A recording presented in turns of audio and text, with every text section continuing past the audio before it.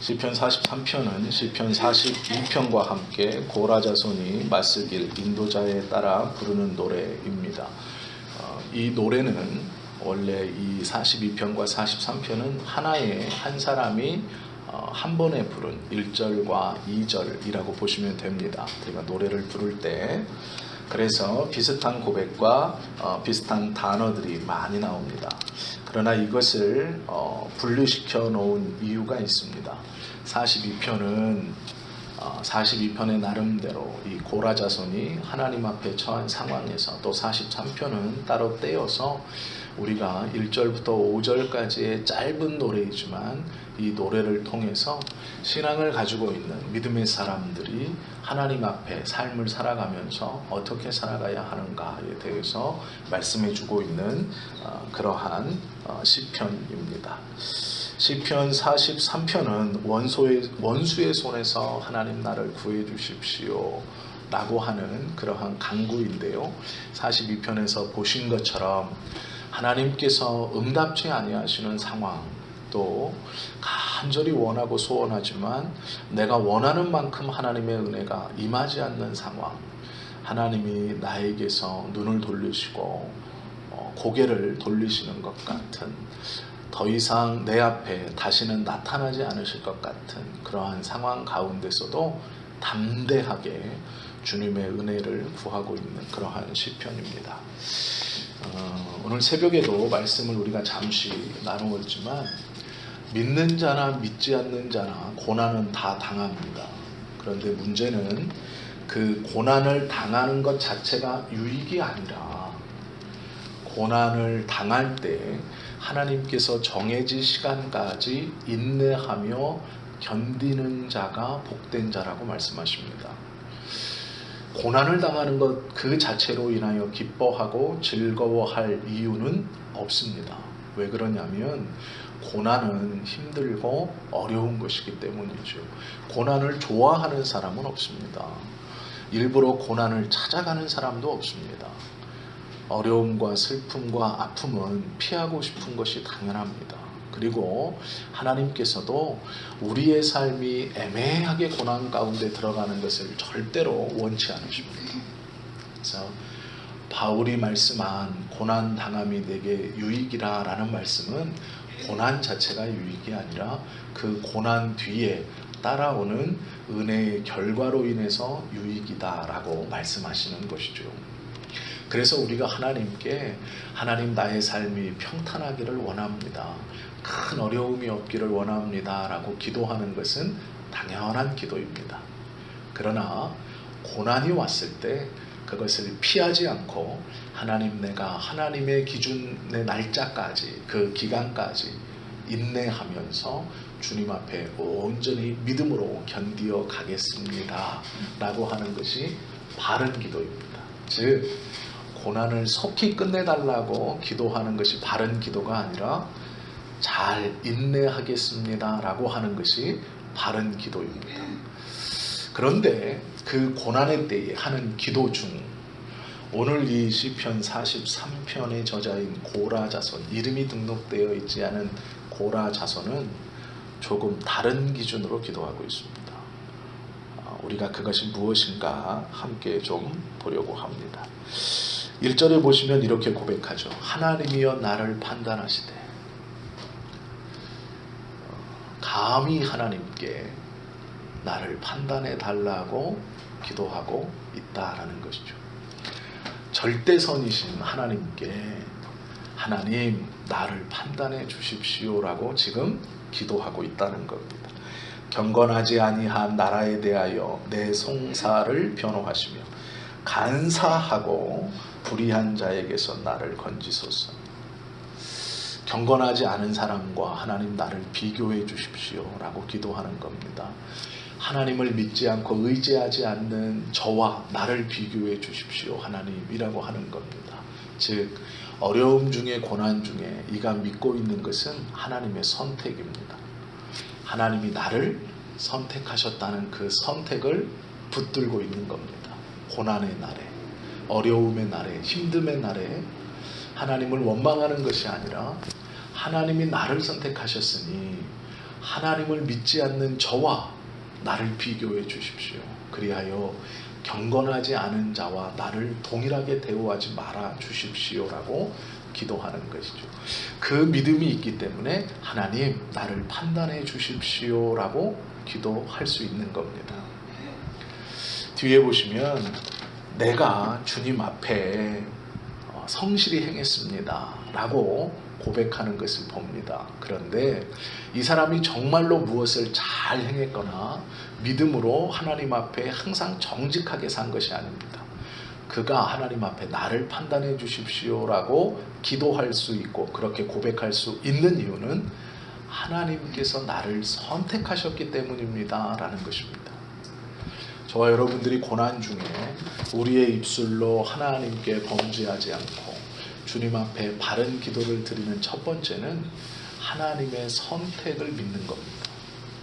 그 하나님이 나를 선택하셨기에 나를 선택하신 그 하나님은 틀림이 없으신 분이고, 즉 잘못됨이 없으신 분이고, 그 하나님의 선택을 받은 나도 하나님께서 결코 후회하시거나 외면하지 않으신다는 믿음이죠. 즉 하나님의 선택은 바르고 그 선택을 받은 나도 그 선택으로 인하여 바르다라는 믿음이 있어야 합니다. 이것은 자기가 자신의 죄를 바라보면서 통회하고 자복하는 것과는 다른 겁니다.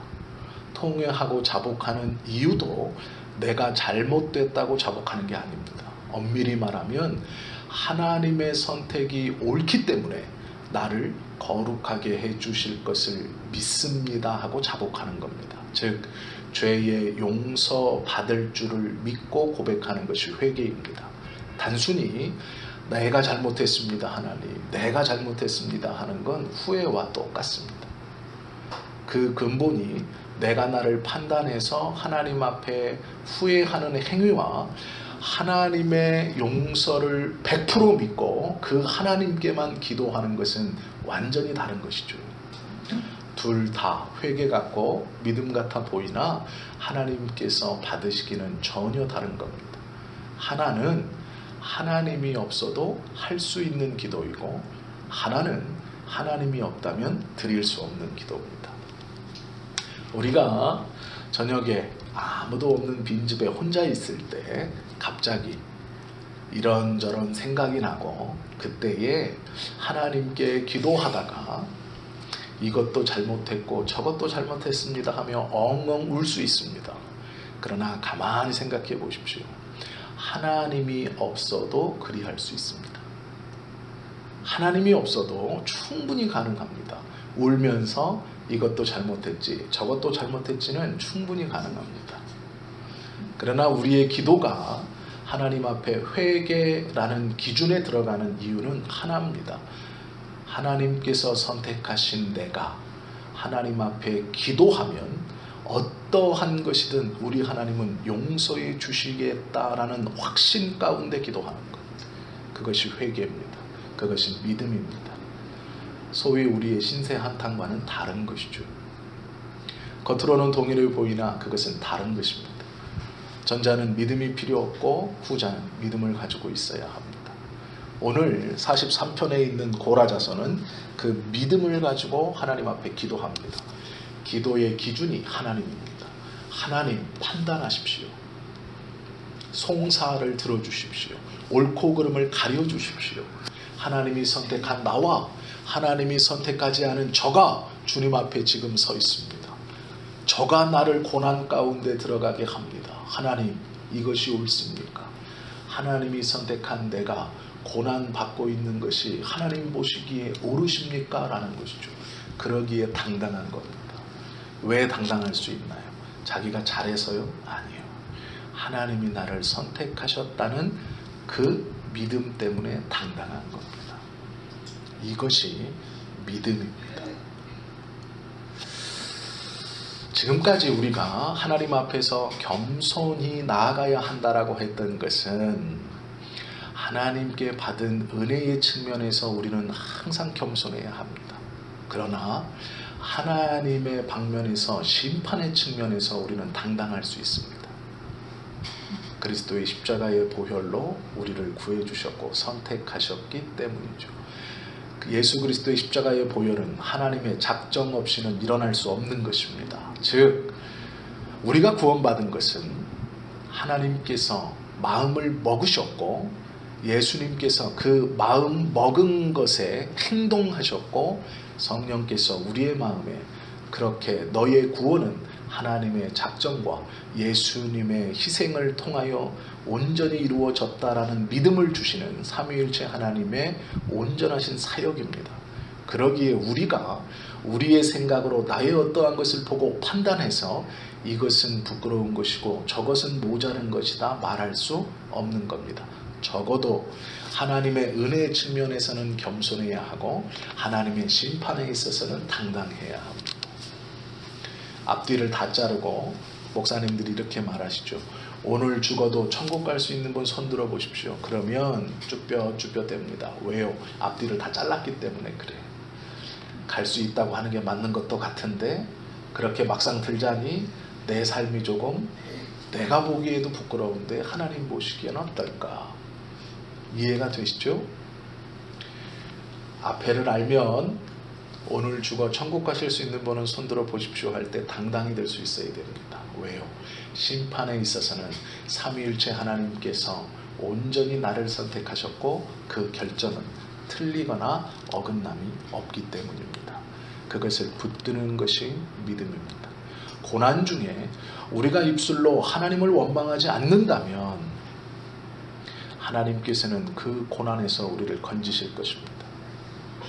우리가 고난 중에 입술로 하나님을 원망하는 순간 그것은 우리의 믿음을 갉아먹는 마귀의 시험이 되어버립니다. 그러나 우리가 우리의 마음과 입술을 지켜 하나님을 원망하지 않는다면 하나님께서 그것을 우리의 믿음의 평가로 보아주시고 그 믿음의 평가에 통과한 사람은 생명의 면류관을 받는다고 야고보 사도는 기록하고 있습니다. 오늘 시편 기자는요 그 마음을 가지고 기도하는 겁니다. 2절을 보십시오. 주의 빛과 주의 진리로 보내시어. 빛과 진리는 하나님의 영광을 뜻합니다. 나를 인도하시고 주의 거룩한 산과 주께서 계시는 곳에 이르게 하소서.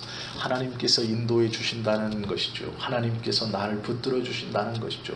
내가 지금 죄악 가운데 있고 고통 가운데 있고 압제자가 나를 압제하는 고통과 어려움 가운데 있지만 내 안에 분명히 믿고 있는 것은 하나님께서 주의 은혜로 나를 밝은 곳에, 즉 하나님께서 계신 그곳에 인도해 주실 것이다 라는 것이죠. 그렇게 호소하는 것입니다. 바울이 고린도전서 4장 3절과 4절에서 이런 말을 했습니다. 너희에게나 다른 사람에게나 판단받는 것이 내게는 매우 작은 일이라. 바울은 고린도에 있는 성도들에게 편지할 때에 기준이 하나 있습니다. 그것이 무엇이냐면 고린도 교회는 성령의 역사가 충만히 일어났던 교회입니다. 즉 방언도 있었고 통역도 있었고 병고침도 있었고 귀신쫓음도 있었습니다. 고린도 교회에는 자신의 재산을 팔아서 모든 성도들과 함께 하려고 하는 헌신도 있었습니다. 그런데 그 교회 안에는 어미를 범하는 불륜이 있었고 부자와 가난한 자들의 계층의 벽이 있었고 소위 하나님의 은사를 행하는 자와 행하지 못하는 자의 계층의 구분이 생기기 시작했습니다. 영적인 은혜는 많이 있었지만 그 영적인 은혜로 말미암아 교만함이 그 교회 안에 있었습니다. 그러면서 어떤 이는 바울을 좋아하며 추종했고 어떤 이는 바울을 낮게 여기고 바울은 부족하다 여기는 사람들도 생겼습니다. 또한 그 교회 안에 예루살렘에서 가만히 들어온 거짓 선지자들이 할례와 율법을 강조하면서 우리는 특별한 가운데 더 특별한 사람이다라고 주장하며 성도들을 나누기 시작했습니다. 그들에게 바울이 편지하면서 너희 중 일부가 나를 판단하는 판단이나 즉 너희가 나를 옳고 그르다 크다 작다라고 하는 판단은 내게는 중요하지 않다라고 말하는 것이죠. 내게는 매우 작은 일이라 나도 나를 판단하지 아니하노니 내가 자책할 아무것도 깨닫지 못하나 이로 말미암아 의롭다함을 얻지는 못하노라. 즉 이것이죠. 너희들의 판단을 나는 신경 쓰지 않는다. 나도 나를 가만히 보면 내가 자책할 것, 잘못했다고 느끼는 것은 없다. 그러나 이것은 의가 아니다 라고 말하는 거예요. 그리고 그 다음 구절이 있습니다. 다만 나를 심판하실 이는 주시니라. 판단하지 마라. 나도 나를 바라보아 판단하지 않는다. 그러나 이것은 의는 아니다 라는 거예요. 옳은 것은 아니다. 그러나 나를 판단하신 일은 유일하신 한 분 주님이시다 라고 고린도 교회 성도들에게 고백하는 것이죠. 바울은 고린도 교회에 편지하면서 어려운 가운데 있었습니다. 왜 그러냐면 고린도 교회의 성도들은 바울이 떠난 다음에도 수많은 성령의 역사들을 베풀며 자기들 안에서 그것이 일어나기 시작했습니다. 교회는 부흥하기 시작했고 사람들은 몰려들기 시작했습니다. 그러면서 처음에 복음을 가르쳤던 바울을 얕보기 시작한 겁니다. 우리가 바울만큼 못하느냐? 바울이 귀신을 쫓아냈다는데 우리는 지금 그걸 못하고 있느냐? 바울이 3000층을 보고 왔다는데 우리는 지금 입신하고 천국을 보고 온 자가 없느냐? 우리도 바울 못지 않다라고 말하는 겁니다. 그러면서 바울이 무슨 대단한 사람인 것처럼 그렇게 치켜 세우지 말아라 라는 것이죠. 바울이 그 이야기를 듣고도 너희들의 판단은 내게는 작다. 나는 그거 신경 쓰지 않는다.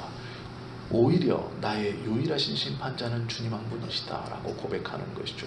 우리들에게도 그러한 믿음이 있어야 합니다.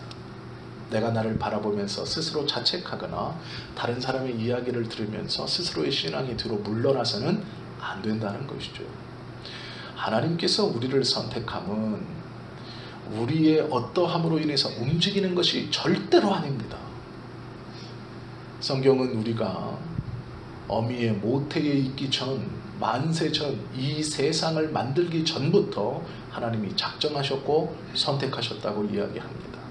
그 놀라운 선택을 받은 우리가 살아가면서 고난과 고통 가운데 있을 때에 분명히 웃고 미지해야 할 것은 나의 잘못과 나의 어떠함으로 흔들리는 믿음이 아니라 하나님께서 나를 선택함은 오류와 착오가 아닌 완벽한 것이고 그 완벽함 가운데 선택받은 나는 하나님께서 이 고통과 어려움에서도 분명히 건져주실 것이다 라는 믿음입니다. 그러기에 욥이 입술로 범죄하지 않고 하나님의 뜻이다 라는 고백을 우리 하나님께서 기쁘게 여기시는 것입니다. 저와 여러분은 물론 흠이 없고 자책할 것이 없고 담대한 신앙생활을 해야 합니다. 그것이 우리가 해야 하는 마땅한 길이긴 합니다.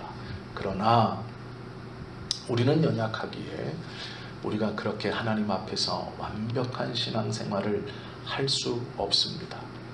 해야만 하지만 할 수 없는 것이 우리의 연약함입니다. 그것 또한 인정해야 합니다. 우리가 연약하다는 것은 내가 홀로 서 있을 때는 물론이요, 성령께서 나를 붙들고 계신다 할지라도 그 성령은 올바르시지만 그 성령의 뜻대로 온전히 행하지 못하는 나는 연약합니다 라고 고백할 수 있어야 됩니다. 모든 것을 다하고 완벽한 것처럼 꾸미거나 그렇게 말하거나 그렇게 하나님 앞에서 가식을 떨어서는 안 됩니다. 우리가 주님 앞에 설 수 있는 유일한 이유는 예수 그리스도의 십자가의 은혜 때문입니다. 그 은혜를 붙드는 것에서는 겸손해야 하나, 하나님께서 우리에게 심판 주시고 하나님께서 우리를 시험하실 때에는 주의 은혜의 시간까지 담대히 견디며 주님의 은혜를 받아 누릴 수 있도록 고개를 들어야 하는 것입니다. 물러나서는 안 되고 포기해서는 안 되고 입술로 그 하나님을 원망해서도 안 됩니다. 시편 18편 1절 2절에 보시면 나의 힘이 되신 여호와여 내가 주를 사랑합니다. 여호와는 나의 반석이시요 나의 요새이십니다 라고 고백합니다. 다윗은 하나님의 마음을 가장 잘 알고 있는 사람 중 하나였습니다. 그의 믿음은 하나님께서 내 마음에 합하다라고 인정해 주신 믿음입니다. 다윗이 우리가 아시는 것처럼 나쁜 짓을 많이 했습니다. 연약함이 있었고 넘어짐이 있었습니다. 그러나 그는 끝까지 포기하지 않고 놓지 않은 것은 하나님이 나를 붙들고 있다는 것이죠. 하나님이 선택한 나는 하나님께서 결국 붙들고 구원해 주시겠다라는 믿음입니다. 그 믿음이 우리 안에 있어야 하죠. 이사야도 이 믿음을, 자신의 신앙을 이렇게 고백했습니다. 이사야 40장 28절에서 31절까지 보면 이렇게 말하죠.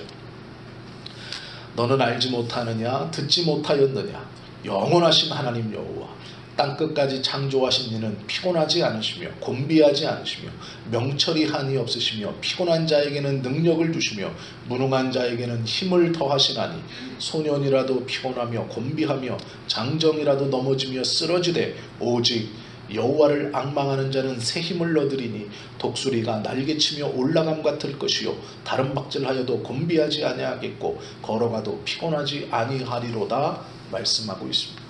오직 주님만을 붙들 때에 날아오를 수 있고 달려갈 수 있고 피곤하지 않을 수 있다라고 말하는 것이죠. 힘들고 어려운 순간 더욱더 하나님을 의지할 수 있는 이유는 그 하나님께서 온전한 하나님께서 완벽히 우리들을 선택하셨다, 나를 선택하셨다라는 하나님에 대한 믿음입니다. 믿음은 우리에게서 일어나는 것이 아닙니다. 하나님에게서 일어나는 겁니다. 우리는 단순히 그것을 붙드는 것뿐입니다.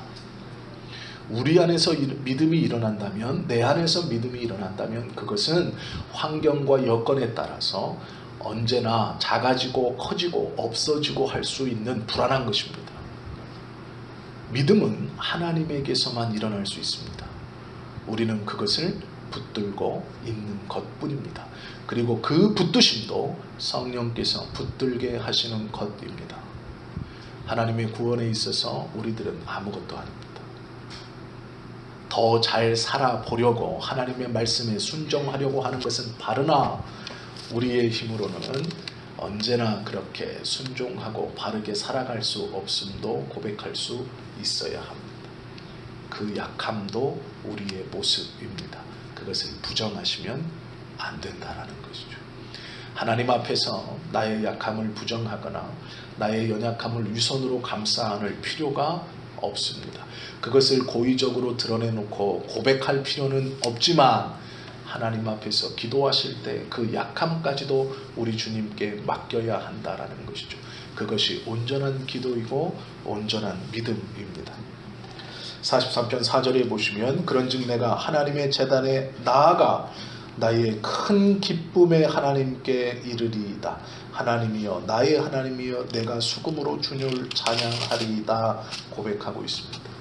하나님께서 아직 응답지 아니하셨고 보이지 아니하시고 내 문제가 해결되지 아니하고 답답한 가운데 있지만 내가 그럴 때일수록 주님의 성전에 나아가 하나님 앞에 기도하며 주님만을 찬양하겠습니다. 내 영혼이 낙심되고 어려운 가운데 있고 슬프지만 의지적으로 그 하나님을 찬양하겠습니다. 나는 더욱더 하나님께 붙겠습니다 라는 고백입니다. 이것이 믿음이라고 부르는 것입니다. 우리가 생각하고 내 안에서 무엇인가 해야 되겠다라고 하는 믿음과는 다른 믿음입니다. 올바른 믿음이 무엇이냐? 하나님께서 주시는 것이고 하나님께서 믿으라 하는 것을 믿는 것입니다. 내 안에서 우리의 경험으로 경험되어지고 재단되어진 믿음을 믿음인 줄 알고 붙들지 마십시오. 어쩌면 그건 믿음이 아닐지 모릅니다.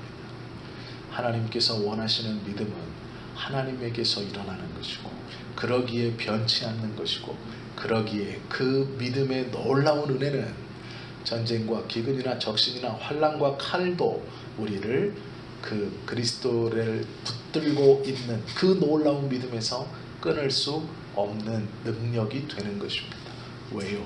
하나님에게서 일어나는 것이기 때문이죠.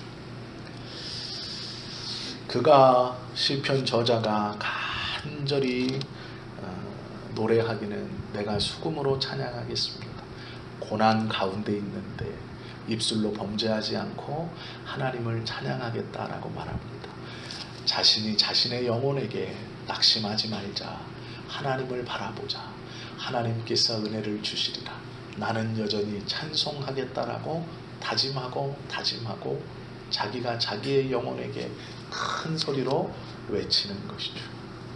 하나님 앞에 나아가자. 우리 주님을 붙들자. 하나님께 더욱더 은혜를 구하자. 마지막까지 주님을 의지하자라고 말하는 것입니다. 요한복음 4장 23절 24절에 보시면 이런 말씀이 있습니다. 아버지께 참으로 예배하는 자들은 신령과 진정으로 예배할 때가 오나니 곧 이때라. 아버지께서 이렇게 자기에게 예배하는 자들을 찾으시느니라. 하나님은 영이시니 예배하는 자가 신령과 진정으로 예배할지니라. 우리의 결단이 아니라 하나님께서 주시는 마음으로 예배하는 것이죠. 하나님만을 온전히 바라보고 높이는 것이 하나님 기뻐하시는 예배다라고 말합니다. 교회 오시기 전에 좀 기분 나쁜 일이 있으셨더라도 예배하는 것과는 아무 상관없습니다. 왜요? 우리의 그 기분으로 예배 드리는 게 아니죠. 하나님께서 우리를 지금 나를 불러주셨다는, 나를 부으셨다는 그 확신 가운데 이 자리에 있는 겁니다. 내가 이 자리에 나와서 나를 선택하실 그 하나님의 말씀과 그 하나님의 은혜를 받고자 찬송하며 앉아있는 그것이 하나님께서 기쁘게 보시는 믿음입니다. 내가 마음을 먹고 온 것이 아니라 하나님께서 나를 불러주셔서 하나님 내가 감사하게도 이 자리에 있습니다 라는 고백이 하나님께서 받으시는 예배의 처음 시작일 겁니다. 저와 여러분이 우리의 마음에, 내 생각에 내 마음대로 재단된 믿음이나 아니면 고통 중에 함부로 입술을 벌려서 하나님을 원망하신다면 그것들을 거두시고 하나님께서 원하시는 귀하고 복된 고백들을 해야 할 것입니다. 시편 기자는 이렇게 마치죠. 내 영혼아 내가 어찌하여 낙심하며 어찌하여 내 속에서 불안해하는가. 너는 하나님께 소망을 두라. 그가 나타나 도우심으로 말미암아 내 하나님을 여전히 찬송하리로다.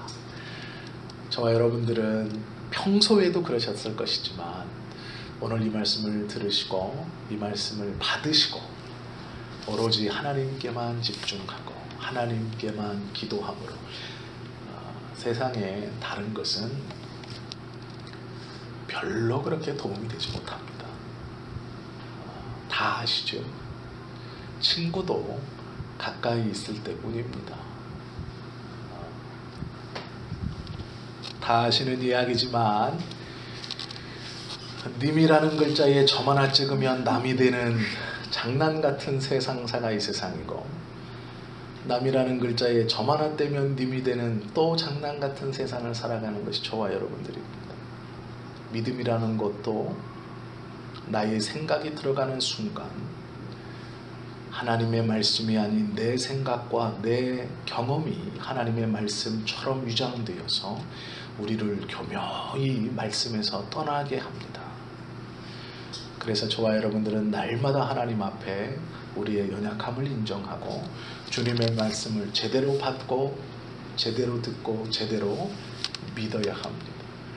우리 하나님은 점 하나를 떼고 붙이는 분이 아니십니다. 시편 43편의 교훈을 간략하게 세 가지로 정리하면 이렇습니다. 하나님은 의로운 심판자이십니다. 하나님은 선한 자에게 상을 주시고 악한 자에게 벌을 내리십니다. 그러나 하나님의 선의 기준은 당신에게서 일어나는 믿음을 온전히 붙드는 자들을 선하다 말씀하시는 겁니다. 그의 행위나 그의 어떠함으로 선하고 악하다는 것이 아니라 하나님께서 허락하시는 믿음을 가지고 있느냐, 그것을 가지고 있는 사람은 선하다 말씀하시는 것이죠. 두 번째는 하나님께서는 빛과 진리로 우리를 인도하신다라는 것이죠. 하나님의 말씀으로 우리를 하나님께 점점 더 가까이 인도하고 계십니다. 그 인도하는 방법 중 어쩌면 고난이 그 방법의 하나일지 모르겠습니다.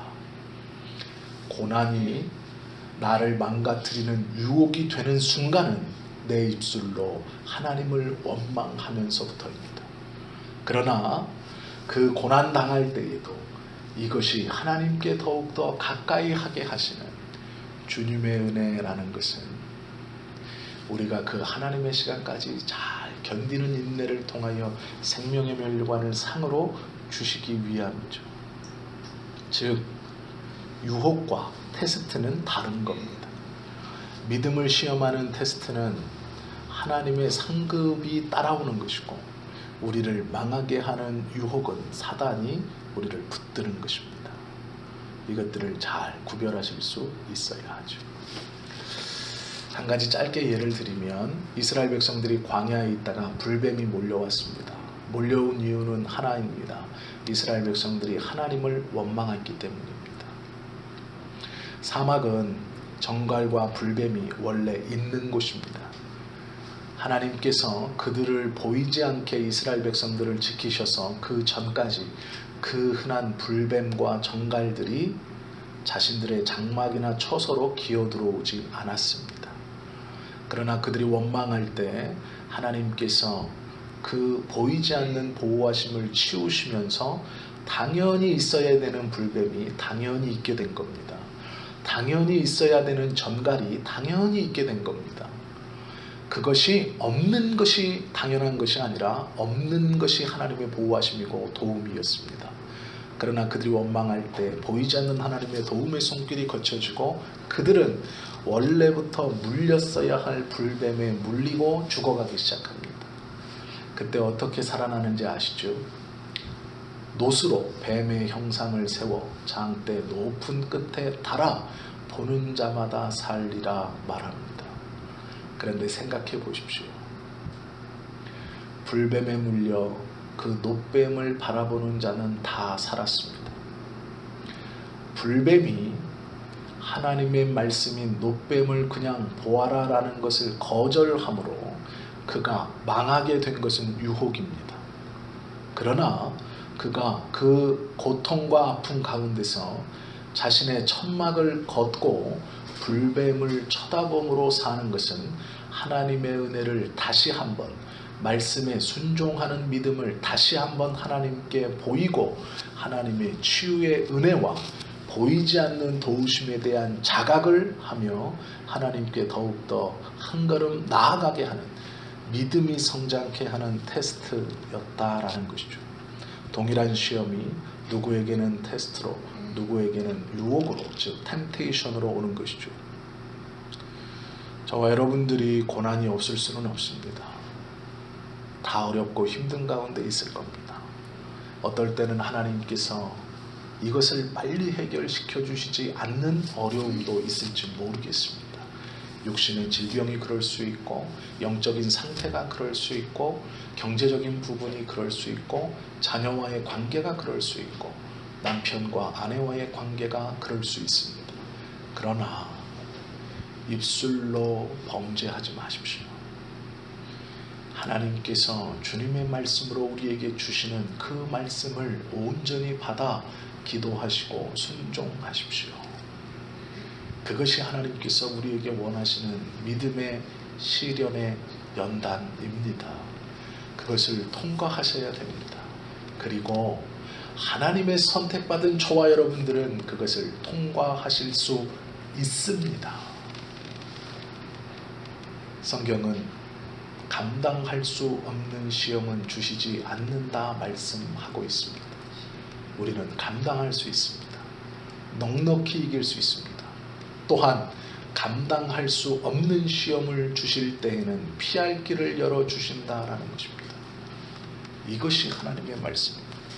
마지막, 우리는 고난 중에 하나님만을 바라보아야 합니다. 나의 힘이 되신 여호와를 낭망하는 자는 새 힘을 얻으리라. 어려움과 고통 가운데 있을 때 이 시편의 저자처럼 마지막까지 하나님만을 바라보시기를 바랍니다. 하나님은 의로운 심판자이시며 빛과 진리로 우리를 인도하시고, 우리는 고난 중에 그 은혜의 하나님을 바라볼 수 있어야 합니다. 그리하여 시편 43편의 고백한 이 고라 자손의 믿음의 고백이 우리 안에 동일한 고백으로 있어질 수 있기를 예수님의 이름으로 축원합니다. 기도하시겠습니다.